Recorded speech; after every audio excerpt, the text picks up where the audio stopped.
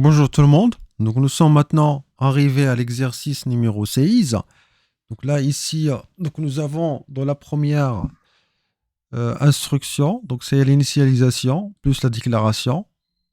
La remarque, est-ce qu'il faut faire attention ici, où le chiffre est commencé par 0, 5, 5. Donc là, quand on a un chiffre commencé par 0, ça veut dire qu'on a ici le système octal. Et pour le 0x, là, nous avons le système, c'est en hexadécimal. Donc l'octal, c'est à la base 8 et l'hexa, c'est à la base 16. Donc la première instruction, donc printf, au niveau d'affichage, donc le pourcentage D, retour à la ligne, on va retourner la valeur de i. Donc ce que nous avons dit, pour le i, donc c'est une valeur qui est en octal, mais là, qu'est-ce qu'on demande? C'est l'affichage comme un chiffre en décimal. Donc, qu'est-ce qu'on va faire? On doit convertir le 0,555 qui est en octal un chiffre en décimal. Donc, comme vous voyez en fait la règle, nous avons ici les rangs. Donc, qu'est-ce qu'on va faire? Donc, 5 fois 8 à la puissance 8.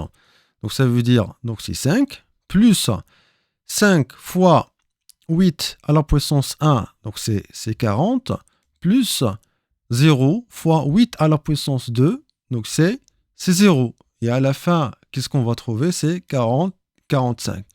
Donc ici, dans la première instruction, ça va être affiché la valeur 40, 45.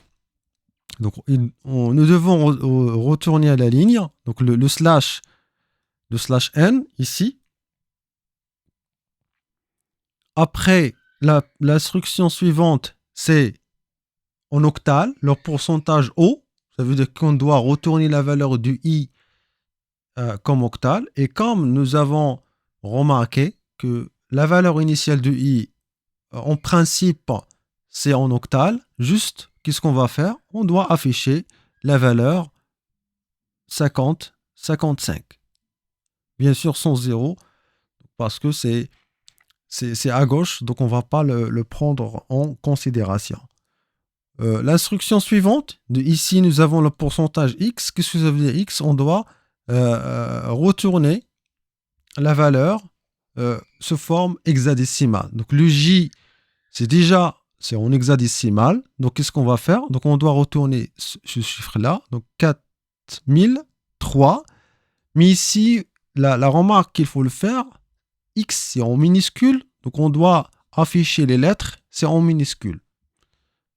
Par contre, le pourcentage x ici en majuscule, c'est le même rôle comme le format précédent, mais ici il faut juste mettre les chiffres en majuscule, grand F, grand F.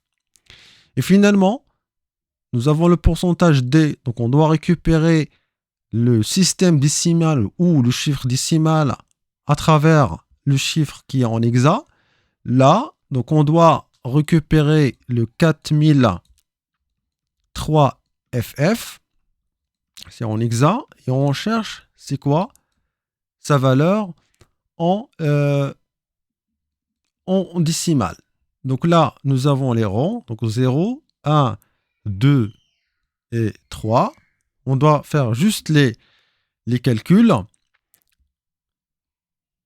Donc 16 à la puissance 0 fois, donc c'est 15, plus 16 à la puissance 2, pardon, à la puissance 1 fois 15, plus 16 à la puissance maintenant 2 fois 3, plus 16 à la puissance 3 fois, donc fois 4. Donc bien sûr ici, ça donne donc 0 à la puissance, donc 16 à la puissance 0, c'est 1 fois, donc c'est 15.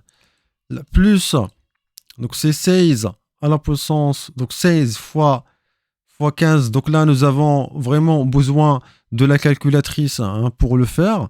Ok? Donc on doit avoir donc, un chiffre ici.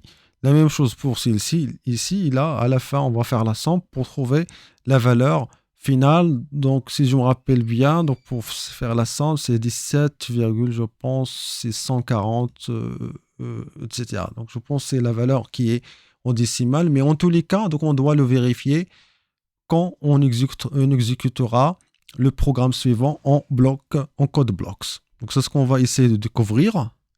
Aussi pour les réponses précédentes. Nous avons ici le programme, comme vous le remarquez, donc pour le i, pour le j, donc, etc. C'est le même. On doit l'exécuter. Et voilà, donc comme nous avons dit, donc la première valeur c'est 45, la deuxième c'est 55, le chiffre en hexa c'est avec les lettres qui sont en minuscule, le suivant avec le majuscule, et à la fin, donc nous avons, donc si nous avons bien compté le système qui est en hexa vers le décimal, donc on va trouver 17 407. Donc c'est la fin de cette vidéo et merci.